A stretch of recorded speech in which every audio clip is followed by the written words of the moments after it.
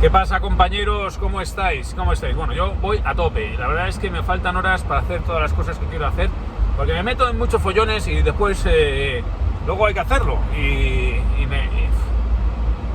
no tengo tiempo.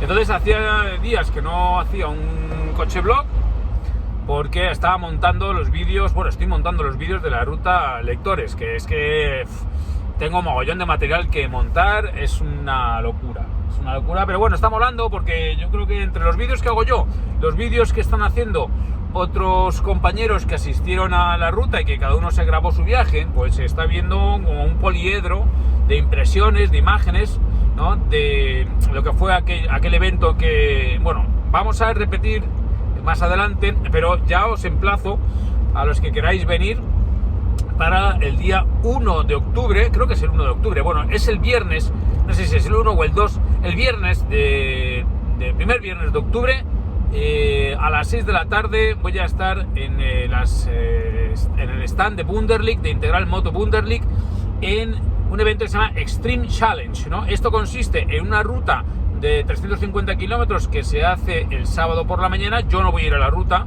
pero el que quiera puede apuntarse a la ruta. Es un evento bastante conocido, ahí va mucha gente.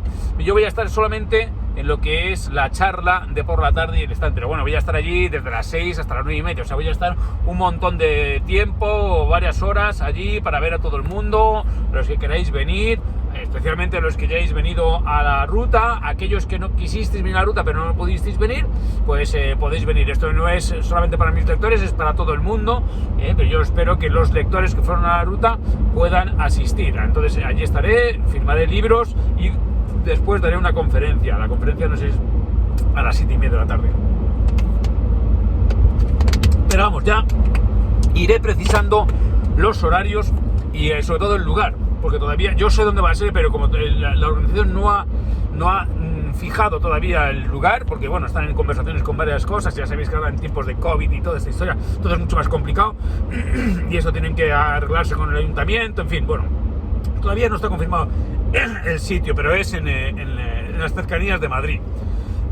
Eso en cuanto al próximo evento. Después, ahora mismo me estoy yendo, que he quedado con un miembro de mi comunidad que es fontanero, para que me haga una chapucilla en un local que habéis visto, ¿no? Un local que yo utilizaba como mi oficina, lo llamé la Man Cave, ¿no? Hay un vídeo que es como hacerse una Man Cave para motorista. Era un local, es un local chiquitito, pero con un sótano en el cual yo puedo meter la moto dentro, ¿no? Y ahí trabajar. Bueno, eso era mi oficina cuando vivía en el centro de Madrid. Después, como consecuencia del COVID y toda esta historia, pues y los niños pequeños, hemos salido fuera de Madrid, nos hemos ido a las afueras. Y entonces ya el local ya no utilizo para lo que estaba antes, ¿no? Que era una oficina, era mi productora. Entonces ahí lo que voy a montar es un apartamento turístico, una vivienda turística, y estoy justo ahora haciendo la tramitación con unos arquitectos que también forman parte, su matrimonio, ¿no? Pero Jacobo forma parte de mi comunidad y me están haciendo la tramitación. Y entonces me voy a meter en esta historia porque lo que he pensado es que, bueno, ya que lo tengo, pues lo voy a explotar, pero mi objetivo es explotarlo en la comunidad, dentro de la comunidad, o fundamentalmente dirigido para motoristas, para motoviajeros, ¿no? No es necesario meter la moto dentro, se puede aparcar en la calle, pero se podría aparcar dentro, pero es un sitio pequeñito, pero está súper céntrico, está al lado de la Plaza de España. Entonces, bueno, eso va a ser un poco otra de las 1000 historias en las que me meto, ¿no? La gestión de una vivienda turística. Así que cuando surja, pues no sé si lo meteré en webs de estas de apartamentos turísticos o no. Desde luego es un sitio donde no se molestan los vecinos, tiene su entrada independiente, es un bajo y tiene un pedazo de portalón para que puedas entrar tú o puedas meter incluso la moto. Pero en todo caso, seguramente pues a través de la página web de Silver Rider Production, que es silver-rider.com, ahí es donde, que es la página web de la productora, pues también como ya tiene inmuebles, pues se dedicará a esta gestión, ya lo anunciaré allí. Bueno, en fin, es otra de las cosas en las que estoy ilusionado, porque siempre estoy tramando cosas. Estoy tramando también una cosa más bestia, pero bueno, ya eso la informaré, porque eso no lo puedo hacer yo. De hecho, es uno de los ejemplos típicos cuando estudias Derecho de algo que no puede hacer una sola persona, sino que tiene que asociarse a otras para poder hacerlo. Pero la verdad es que estoy desde que salió el tema este de la ruta, me estoy relacionando con tanta gente comprometida y dispuesta a hacer cosas y generosa con su tiempo, que esta energía hay que aprovecharla y canalizarla. Y después, pues bueno, ya que estamos, vamos a hablar también un poquito de la actualidad, ¿no? Sobre este asunto, no sé, lo que tenemos ahora de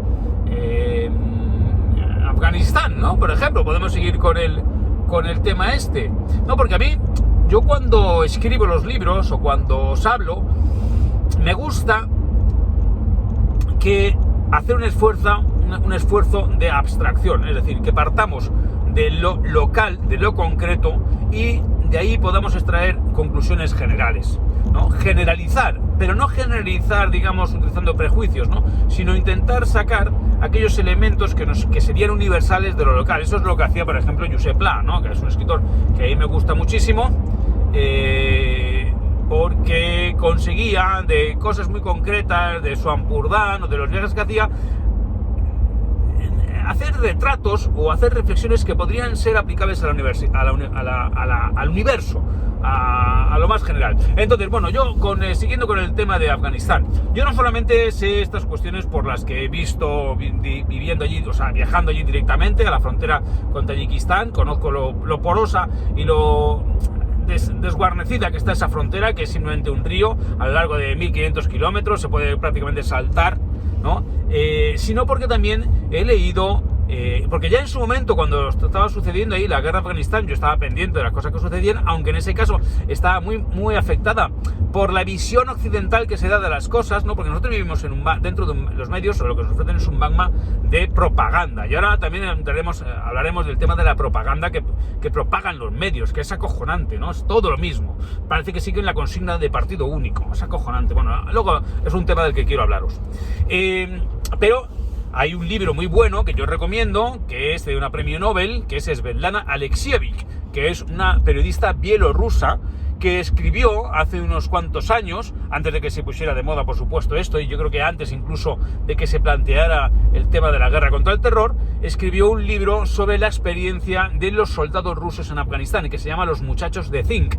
Los muchachos de zinc, porque los ataúdes donde los devolvían a Rusia, a la antigua Unión Soviética, eran de zinc, ¿no? Y entonces, bueno, pues es un libro estremecedor, ¿no? Donde se recogen un montón de testimonios de soldados que estuvieron allí combatiendo, las atrocidades de las que eran objeto y las atrocidades que ellos cometían. O sea, porque todas estas películas que hemos visto desde el Vietnam, las cosas, las matanzas, la droga, en fin, todo esto que hemos visto, que, pues no sé, Apocalipsis Now, ¿no? Bueno, pues todo eso que hemos visto, lo de Afganistán, era del mismo pelo, ¿no? Y entonces, pues los soldados allí, enviados muy jovencitos, sometidos a todo tipo de vejaciones por los superiores y por los veteranos, y después temiendo por su vida y realizando auténticas atrocidades y barbaridades. Y eso te permite entender un poco el trauma que supuso para la sociedad soviética la guerra de Afganistán, lo complejo que era ese tablero y la imposibilidad de ganar una guerra convencional, porque allí no puede existir una guerra convencional,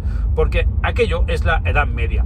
Y cuando digo que es la Edad Media, estoy yendo más allá de simplemente imaginar unos señores feudales. Estoy contraponiendo dos concepciones del universo, que es la nación, el Estado-nación fuerte, unitario, sólido, y el tribalismo, el feudalismo, la disgregación en entidades políticas menores, inconexas y caóticas dentro de un territorio que no está unificado. Esto es importantísimo, porque esto en realidad es lo que es un proceso histórico que se produjo a lo largo de la Edad Media, que se consolidó en la época de la Ilustración, siglo XVIII, se tiene éxito total en el siglo XIX, en el siglo XX produce monstruos como son las guerras entre Estados-nación, Primera Guerra Mundial, Segunda Guerra Mundial, y después que ahora parece que está de nuevo en crisis, ¿no? Entonces a mí me hace gracia, porque el Estado-nación, que surge como consecuencia de la lucha que mantienen, digamos, el pueblo que se agrupa se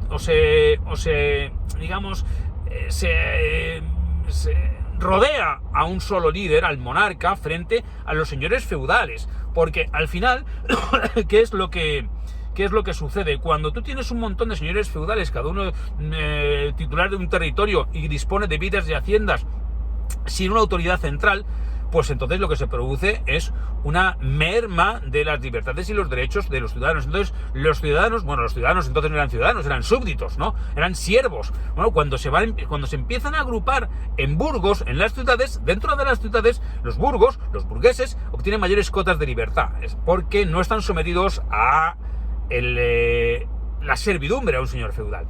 Entonces son las ciudades las que primero plantean la posibilidad de tener esta autoridad central, y desde luego los primeros monarcas, incluso los monarcas que surgen como consecuencia del paso de la Edad Media a la Edad Moderna en el Renacimiento, no eran conscientes de que estaban construyendo un Estado-Nación, pero el Estado-Nación se va construyendo. Por ejemplo, el Estado de Felipe II es plenamente burocrático. Hay un montón ya de consejos, el Consejo de Indias, ¿sabes? Hay un montón de secretarios de organismos, que hay papeles. La burocracia es el nacimiento del Estado, ¿no? Un Estado burocrático es un Estado que funciona. O sea, la burocracia es básica para que exista el Estado. Bien, es en las revoluciones del siglo XVIII, las revoluciones ilustradas, primero la revolución estadounidense, porque la revolución estadounidense es previa a la revolución francesa. Los revolucionarios franceses, los estadounidenses, lo que hacen es adoptar las teorías que se habían alumbrado, las teorías de la Ilustración y revolucionarias que se habían alumbrado en Francia, y los revolucionarios estadounidenses contra el Imperio Británico lo que hacen es aplicarlas en la práctica. Y cuando los franceses ven que esas ideas suyas han sido aplicadas con éxito en Estados Unidos, entonces es cuando deciden importar la revolución a Francia, y entonces es el primer país que tiene en Europa un fenómeno revolucionario que supone acabar con la monarquía y el nacimiento de la nación. Es decir, la nación y los deberes de defensa de la nación atribuidos a todos los ciudadanos es una idea progresista de izquierdas y revolucionaria, porque hasta entonces el Estado pertenecía al rey. Primero a los señores feudales, después cuando surge el rey, al rey, y el rey era dueño de todo. Cuando los ciudadanos se rebelan contra el rey y contra su autoridad y dicen no, aquí, como es en la Constitución de Cádiz, la soberanía reside en el pueblo español, la soberanía reside en el pueblo francés, en el pueblo. Entonces es una idea básicamente revolucionaria. Bien, entonces, ¿qué ocurre? A los poderosos no les queda más huevos que aceptar la existencia del Estado-Nación y a partir de ese momento intentar gobernarlo. Bueno, pues lo hemos visto por la contrarrevolución, la reacción, las luchas, en fin. Entonces, pero más o menos en la defensa del Estado-Nación estaban todos de acuerdo. De hecho, si se intenta superar el Estado-Nación, no es para volver al tribalismo ni al feudalismo, es para buscar o perseguir el internacionalismo. Es decir, que todos los pueblos de la tierra se unan, como todos los proletarios de la tierra se unan frente a sus opresores, que con independencia de la nación son siempre lo mismo, la clase dirigente, la oligarquía, ¿no? Y ese es el comunismo es internacionalista. El comunismo no es nacionalista, jamás lo fue, es internacionalista. Entonces, claro, la concepción de ciudadano, o sea, de nacional, de ciudadano, supone la superación de las diferencias tribales. Por eso, en aquellos países donde no se ha producido la superación de las diferencias tribales, es imposible que sea viable un Estado-Nación. Porque el Estado-Nación supone un acto de generosidad, que es renunciar a mis diferencias, a mi identidad, en función o porque estamos persiguiendo una unión superior. Esto, claro, como todas las ideas que pueden ser más o menos acertadas, llevadas al extremo, pues producen excesos y producen monstruos y producen destrozos y producen desatinos, como son los que hemos vivido como consecuencia en el siglo XX, como consecuencia del exacerbamiento de la figura del Estado-Nación, cuando el Estado-Nación se convierte más importante que los individuos de los que está compuesto, y por lo tanto nos llegamos a los estados totalitarios, tanto los estados nacionalsocialistas, fascistas y comunistas, ¿no? Cuando el Estado es todo, es decir, es al que se le debe obediencia absoluta y plena, ¿no? Y el individuo debe quedar subordinado a él. Entonces, ahora se está produciendo un retorno al tribalismo que es sumamente perturbador. O sea, porque cuando yo, por ejemplo, viajaba por los Balcanes y conocía la historia de Yugoslavia había sido ya en el siglo XIX pues una confederación de reinos distintos, ¿no? Después se consigue unir a los serbios, a los eslovenos y a los croatas después de la Segunda Guerra Mundial, bajo el digamos, el ideario superior comunista y el control de Tito, ¿no? Que tiene su prestigio derivado de la guerra contra los alemanes. Y Yugoslavia es un país que funciona, es un país enorme, un país muy grande, un país que prospera, es un país que no se alinea con el bloque soviético, forma parte del grupo de países no alineados, y que cuando desaparece Tito, pues aquello salta por los aires y entonces retornan todas las diferencias identitarias y se vuelve al tribalismo y al feudalismo. Y esos son las dos concepciones del mundo, las concepciones tribales, feudalistas, identitarias, donde un pequeño grupúsculo se enfrenta a todos los demás y reclama su autonomía sin ser capaz de ceder nada de su, digamos, su potestad o autoritas en virtud de a un grupo considerado superior.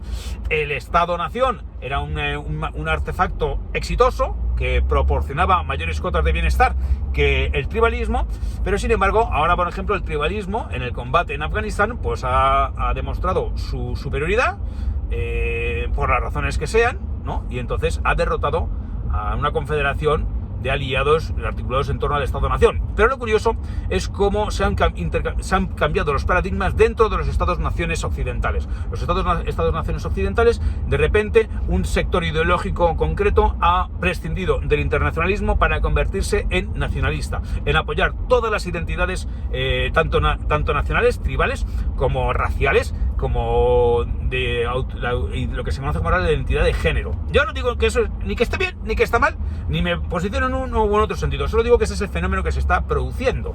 Y entonces, lo que hay que pensar es por qué se ha producido ese viraje, por qué se adoptan ahora estas pequeñas banderas.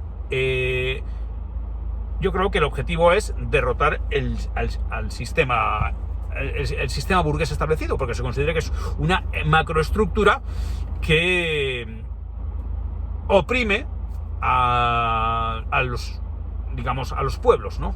Pero no sé, todavía no he llegado a una conclusión muy nítida sobre esto, porque es un fenómeno que es demasiado nuevo, ¿no? Yo creo que ahora mismo los filósofos están intentando teorizar por qué se ha producido este viraje tan radical, ¿no? De pasar del internacionalismo y de la búsqueda de la supresión de todas las diferencias, ¿no? Y perseguir la máxima igualdad, y que era lo básico de la Revolución Francesa y después de la Revolución Soviética, y sin embargo ahora estamos en la búsqueda esta de una identidad a la carta, donde se te reconozcan unos u otros derechos en función de esta identidad, ¿no? Entonces esto es una cosa un poco flipante. Bueno, tíos, os voy a pegar una chapa ahora de puta madre. Así que nada, espero veros en octubre, y ya sabéis, si queréis algún libro, joder, miquelsilvestre.com y yo os lo mando dedicados. Hala, adiós.